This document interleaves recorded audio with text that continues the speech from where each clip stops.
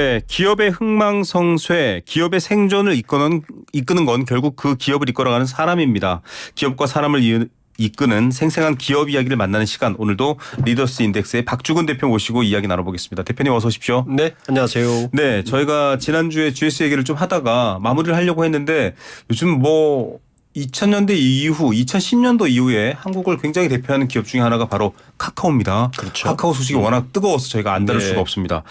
카카오 김범수 전 이사회 의장이 검찰 포토라인은 아니고요. 금융감독원의 조사를 받으러 섰습니다. 그 장면도 많이 보도가 됐고 주가 조작을 SM 엔터테인먼트를 인수하기 위해서 한 거 아니냐라고 하는데 이거 어떻게 봐야 됩니까?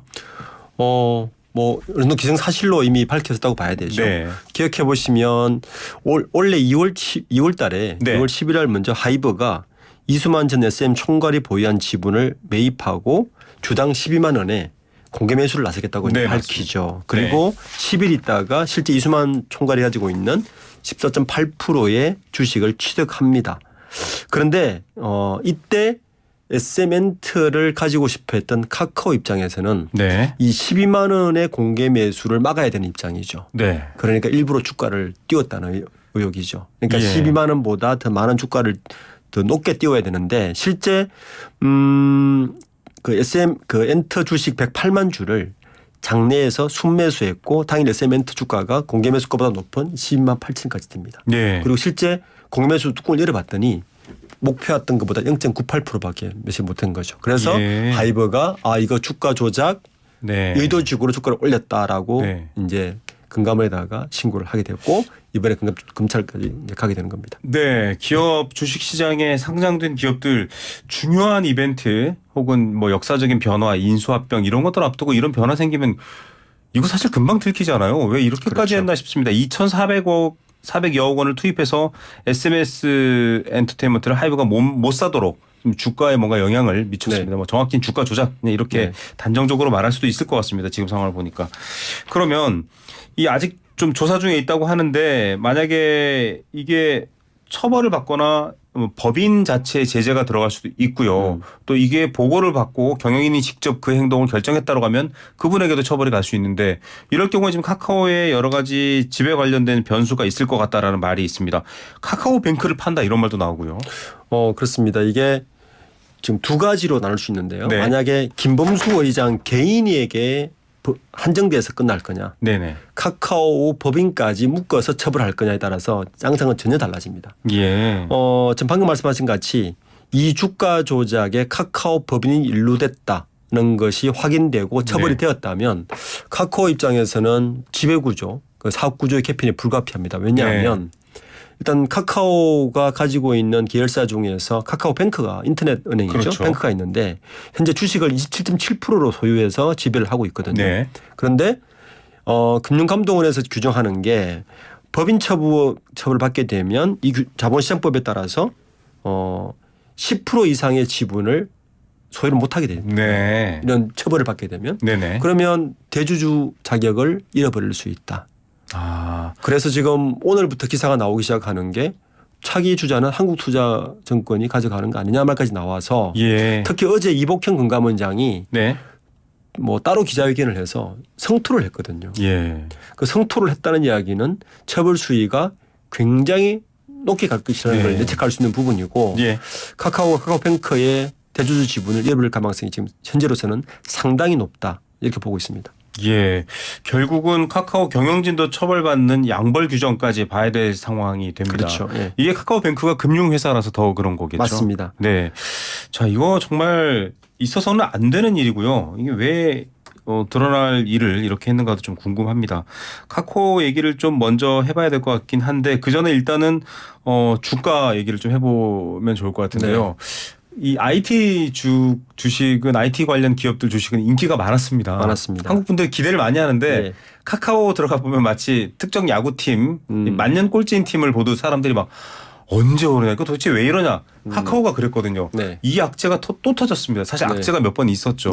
이거 어떻게 봐야 됩니까? 기업 가치가 많이 떨어질 것 같은데요. 그렇죠. 이 팬데믹 기간 동안에 우리나라 자본시장에는 큰 변화가 하나 있었는데 뭐 주위에서 느끼셨겠지만 개인적으로 주식을 하시는 분들이 2배 이상 증가했어요. 맞습니다. 그래서 우리나라 주식 시장에서 굉장히 열성적인 그 기업들이 몇 개 있어요. 네. 삼성전자는 아예 국민주가 돼서 560만 명이 들고 있습니다. 국민주에서 굉장히 네. 무덤덤한데 카카오가 230만 명이거든요. 네. 두 번째로 많습니다. 아, 역시 국민주 성격이네요. 예, 그렇죠. 네. 그리고 특히 젊은 층들이 많습니다. 네네. 예, 그러니까 이론에 민감하고 축구에 굉장히 빨리 반응하고 공격적으로 이야기를 하고 굉장히 적극적인 대응을 많이 하는 층이고 셀트리온도 마찬가지로 네네. 그런 성향의 주주분들 많이 계시는데 이번 카카오 사태를 위해서 이제 주주분들이 화가 나는 이유가 네. 너무 많은 일이 있었죠. 기억해 보시면 작년 10월 달에 카카오 먹통 사태를 시작해서 네, 그다음에 경영진들이 갑자기 주식을 팔아서 고액을 네. 챙겨간다든지 특히 먹통 사태 이후에 그 수습하려고 왔던 남궁훈 대표 같은 경우도 네네. 원래 다시 92억에 주식을 팔아서 또 많은 이익을 남겨서 네, 맞습니다. 야, 이거는 우리를 우롱하는 것이냐. 이거는 주주들을 정말 우롱하는 것이랄까 말까 날 정도로 네. 지금 카카오 경영진들과 카카오에 대한 신뢰감은 지금 거의 바닥을 치고 있는 것 같습니다. 예. 실적 악화에 대한 부분들뿐만 아니라 이거는 경영진이 이 기업에 투자를 하고 주식을 소유하고 있는 주주들에게 과연 이런 방식으로 대할 수 있느냐라는 부분들까지 많았다고 합니다. 좀 이런 상황들 때문에 기업이 더 어려운데 결국은 앞서 저희가 오프닝 이 코너를 시작할 때 하는 말이지만 사람이 풀고 사람이 끌고 가야 됩니다. 아직까지 리더십은 뭐 집단지성도 아니고 AI도 아니고 사람이 끌고 가야 그렇죠. 되는데 예. 김범수 의장이 사실 2000년대 중반에 우여곡절 끝에 이 카카오까지 안착을 시키면서 2010년대 들어서는 다음을 인수합병하면서 사실은 뭐 더 큰 기업이 네. 됐잖아요. 네. 이쯤에서는 뭔가 이 IT 기업이지만 특히 IT 기업은 스타 CEO가 많습니다. 뭐 네. 해외도 그렇고 네. 뭔가 이런 리더십으로 위기를 돌파해야 된다라는 그런 시각도 있을 것 같아요. 어떻게 보십니까? 저는 카카오를 볼 때 덩치 큰 어린아이다 이렇게 보거든요. 덩치 큰 어린아이다. 왜냐하면 방금 말씀하신 것 같이 2014년 포털 다음을 합병한 직후부터 굉장히 빠른 속도로 성장을 합니다. 사업도 굉장히 많은 분야로 하잖아요. 그렇죠. 그런데 이제 여기에 두 가지 무리수를 두는데요. 네네. 첫 번째는 이 사업 확장을 하면서 자기 돈을 들여서 사업 확장을 잘 하지 않아요. 네. 특히 외부 자금을 많이 끌어들여서 네. 물발질 확장을 하는데 그 외부 자금을 투자한 기업들은 특히 중국의 텐센트라든지 이런 기업들이 많은데 네네. 외부 자금을 투입한 기업들은 뭘 원하겠습니까? 빠른 엑시트를 해서 많은 네. 차익을 챙기길 원하겠죠. 네네. 그래서 무리한 IPO를 합니다. 아. 그래서 네이버와 카카오가 비슷한 사업 구조를 가지는데 네네. 네이버는 단독 회사 내에 네. 9개의 CIO를 별도로 둬서 기업 내에 별도의 사업들을 벌이는 반면에 카카오는 그 CIO를 하나씩 문어발처럼 다 상장을 시키는 거죠. 예. 그래서 카카오뱅크, 카카오엔터, 네. 카카오게임 뭐 이런 네. 식으로 상장을 하면서 카카오 자체에 대한 밸류를 계속 떨어뜨리는 동력을 이제 하나 갖게 된 거고 예. 두 번째는 이건 김범수 전 의장의 경영 스타일 같은데 네네. 이렇게 급속하게 커진 대기업 정도로 커진 기업의 경영을 스타트업식으로 경영을 하고 있다는 거예요. 그러니까 무슨 말이냐면 개별 기업 CEO들에게 너무 많은 권한을 주고 네. 이걸 전체적으로 총괄하거나 뭐 감시를 하거나 네네. 이런 기능이 너무 부재하지 않았나라는 게 지금 계속 나타나고 있습니다. 특히 그런 모럴 해저드라든지 최근에 터진 걸 보면 카카오의 IR 뭐 팀장 한 분이 네네. 뭐 1억을 주고 법인카드로 게임 테마주를 샀다든지 게임 문을 샀다든지 네네. 이런 식의 굉장히 모럴 해저드 성격이 터졌다는 거는 네. 김범수 전 의장이 독립권을 줘서 각 개별 계열사들에게 독립권을 줘서 빨리 성장시켰다면 이러한 부작용들이 계속 나타난 걸 보면 제가 그래서 처음 말씀드린 것 같이 덩치 큰 어린아이 같다. 덩치 큰 어린아이. 네. 스타트업 얘기 뭐 신화적으로 많이 알고 있습니다. 흔히 우리가 차고에서 맥킨토시를 만들어서 그렇죠. 한 애플의 네. 신화도 그렇고 많이 기억하시죠. 카카오톡이 성공할 때까지도 사실 계속 믿어주거든요. 개발팀을. 그것도 굉장히 유명한 일화입니다. 뭐 네. 계속 지원금을 대주면 이런 얘기가 있는데 이게 대기업 구조 정도로 커지고 나면 전략적으로 가야 되는데 아직도 그때 방식으로 간다. 이런 네. 지적들 정말 많은 분들이 고개를 끄덕할 것 같습니다. 그럼에도 불구하고 기업이 사실 플랫폼 사업에도 뛰어들었습니다. 뭐 택시를 예약하거나 뭐 여러 가지들도 있고 이런 것들을 나오면서 아니 이걸로 원래 먹고 사는 사람들은 또 왜 배려 안 하지? 그러니까 이른바 골목상권 침해 네. 얘기도 나오고 여러 얘기가 나오고 있습니다. 이거는 어떻게 보면 좀 도전 정신이 가득한 스타트업의 느낌보다는요. 아까 자꾸 덩치 큰 어린아이 얘기했지만 이게 좀 그런 물불 안 가린다라는 느낌이 더 많아요. 이게 이제 구조적인 문제인데요. 네. 카카오라는 기업 특징이 우리가 쓰고 있는 카카오 플랫폼을 기반으로 모든 비즈니스를 하지 않습니까? 네네. 그러다 보니까 일반적으로 다른 뭐 제조를 중심으로 한다든지 뭔가 다른 아이템보다는 이게 국민 생활 플랫폼이기 때문에 네네. 국민들이 늘 쓰는 접하는 사업이나 비즈니스에 들어갈 수밖에 없는 구조를 네. 이제 태생적으로 가지고 있는 게 네네. 한계예요. 거기에다가 카카오의 계열사를 보면 작년에도 138개로 가장 많았어요. 예. 또 원래 그때 작년 이맘때 국감에 나와서 김범수 전 의장이 줄이겠다라고 네. 했는데 올해 더 늘었습니다. 네. 146개예요.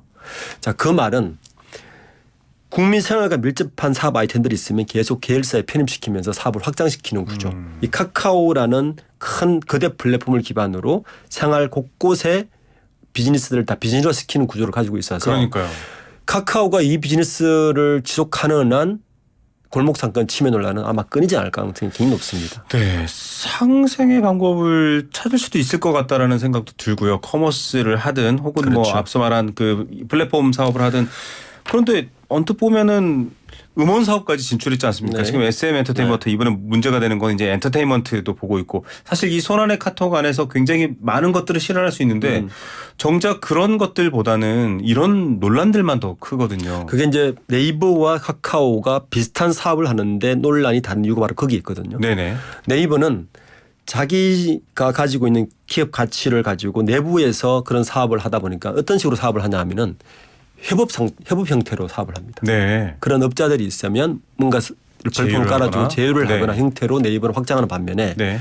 카카오는 방금 제가 초대 말씀드린 것 같이 외부 투자를 받아서 사업을 했어요. 예. 그러다 보니까 빠른 수익을 내야 그렇죠. 되는 한계가 있는 거죠. 그러다 보니까 그런 비즈니스를 들어갈 때 작은 계열사들을 만들어서 직접 너희들 직접 해. 네. 그리고 수익을 남겨라는 구조로 가다 보니까 골목상권 침해 논란이 계속 나오고 있는 이유죠. 네. 그러니까 똑같은 IT인데 어떤 식으로 사업을 하는 게 따라 전혀 다른 양상을 보이고 있는 것 같습니다. 예. 사실 국민주 아까 삼성전자 얘기하셨고 또 카카오 얘기하셨는데 그만큼 또 젊은 세대는 많은 기대를 갖고 있고 선망의 직장이기도 했습니다. 네. 근데 이렇게 지금 상황이 흘러가는 것들 그다음에 구조적인 문제도 얘기하셨습니다만 결국은 다시 국민 신뢰를 얻고 굉장히 아주 대표적인 IT 기업으로 성장하고 회복해야 되는데 이 상태로 계속 가면 좋아지지 않을 거라는 건 국민들도 다 아시거든요. 그렇죠.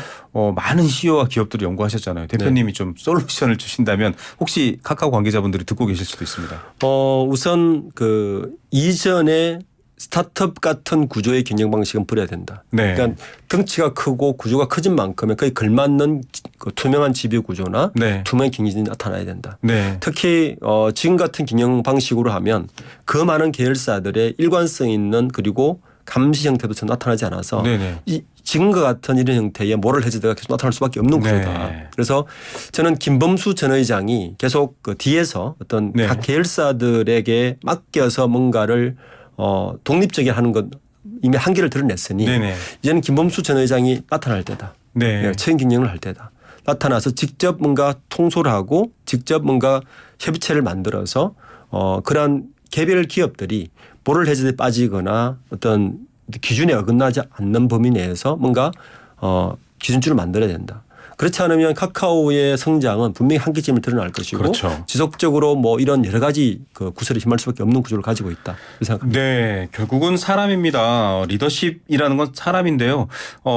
다양한 상생의 생태계 관점에서의 골목상권 침해가 없는 사업 확장 내지는 그 사업을 좀 더 줄여서 내실 있게 가는 것들 이익 실현보다는 그 사업 자체를 키우는 방향 가려면 결국은 뭐 좀 속된 표현이지만은 우두머리가 이렇게 가야 해. 정리해라고 해야 되는데 과연 최대의 지분을 갖고 있는 김범수 의장 어떤 행보를 보일지 아마 오늘 말씀 듣고 이해하시면 더 잘 이해될 것 같습니다. 시간이 조금 남았는데 지난번에 GS를 못했거든요. 네. 잠깐 마무리했습니다. GS도 사실 저희가 미래 얘기하려다가 네, 끝났습니다만은 유통이기 때문에 내수에 민감하고 그러나 또 정유산업 통해서 또 여러 가지 뭔가 좀 탄탄한 면도 있고 했는데 결국은 신사업을 어떻게 가야 되느냐 이런 고민 얘기하다 끝났거든요. 지금 뭐 우리나라 내수도 좋지 않습니다만 어떻게 GS의 미래 또 전망하십니까? GS그룹은 우리가 알듯이 뭐 일반 GS 칼텍스도 알고 있고 뭐 유통도 우리가 뭐 GS25 유통을 잘 알고 있죠. 건설. 네. 예, 그렇게 알고 있는데 실제 GS의 전체 그룹의 매출 구조를 보면 333입니다. 333이요. 예, 건설이 한 30. 네. 그리고 정유는 실제 12.8%밖에 안 돼요. 많지 않네요. 칼텍스와 또 그 구조가 네, 있기 때문에 맞습니다. 그렇죠. 그리고 실제 가스와 전력, 에너지가 또 30%예요. 네. 그리고 유통이 한 뭐 25% 정도 되는 이런 구조를 가지고 있어서 네. 지금 현재 GS가 이제 허태수 회장 체제로 허창수 회장의 막내 동생이죠. 네네. 허태수 회장 체제에서 들어왔는데 요즘 GS의 핫 이슈는 M&A입니다. M&A요. 예. 내부적으로도 지금 방금 말씀드린 이 세 개의 그룹의 세 개의 주요 그 매출 네네. 주력 구조가 산업에. 건설, 유통, 가스력 에너지. 공통점이 뭐냐면 내수 산업이라는 겁니다. 그렇죠. 예. 그러니까 GS 그룹이 성장의 한계에 봉착하지 않았나에 대한 우려가 제게서 계속 나왔거든요. 네네. 이걸 어떻게 극복할 것이냐에 대한 네네. 답은 허태수 회장은 M&A에 찾은 것 같아요. 네. 지금 GS 그룹이 사세 경영으로 지금 막 넘어가고 있거든요. 네네. 그러니까 숫자 돌림에서 네. 홍자 돌림에 사세로 막 넘어가. 확률자가 나왔습니다. 예, 네. 이렇게 숫자 돌림, 홍자 돌림. 네. 제가 지난 시간에 맞아요. 허만정 회장, 허중구 그 다음에 구자에서 허창수 숫자로 갔다가 지금 홍자까지 왔거든요. 네네. 지금 홍자 돌림 분들이 이제 50대 막 초반에 들어서고 사장단을 막 달기 시작했어요. 네. 이분들에게 주위에서 보면 어떤 모습이 보이냐면 이분들에게 야, 너 좋은 아이템 가져와봐. 아. 얼마나 잘하는지 봐. 이런 네. 경쟁을 붙이는 것 같아요. 네네. 실질적으로 이 사세 지금 제일 사세 중에 나이가 많은 분이 허준홍 삼양통상 사장은 이미 네. 그 삼양통상 사장으로 삼양통상을 가져간 것 같고요. 네네. 현재 GS 칼텍스 명예회장이었던 허동수 명예회장의 장남이 허세웅 사장인데 이분이 가장 먼저 GS 그룹에서 홍자 돌리면 사장을 먼저 달았어요. 네. 그리고 실제 GS의 지분도 가장 많아요. 예. 그러니까 실제적으로 GS에서 GS 지분을 가진 분이 48명이나 됩니다. 네. 굉장히 많죠. 합리적 경영과 뭐 유혈 출혈 없는 분리 이런 얘기들만 듣다가 48명 네. 괜찮을까요? 지금 그래서 GS 그룹 내에서 하는 그 얘기 들리는 거는 이 홍자 돌림 분들의 사세 경영에서 누가 앞으로의 승계를 할까에 대해서 네. 경쟁을 붙이는 거 아닌가라는 이야기가 많이 나오고 실제적으로 GS 그룹은 최근에 M&A에 네. 몰입하고 있는 것 같습니다. 예. 중요한 건 큰 M&A를 못 해요. 예. 자, 지켜봐야 되겠습니다. 새로운 사업 또 내수에 갇혀 있지 않는 새로운 미래 글로벌로 뭔가 인수합병을 통해 회사를 키우는 차세대 리더 누가 될까요? 지켜봐야 될 거 아닙니다. 홍자 돌림 잘 기사 보면서 봐야겠네요. 오늘도 여기까지 듣겠습니다. 감사합니다. 네, 감사합니다. 네, 리더스 인덱스 박주근 대표였습니다.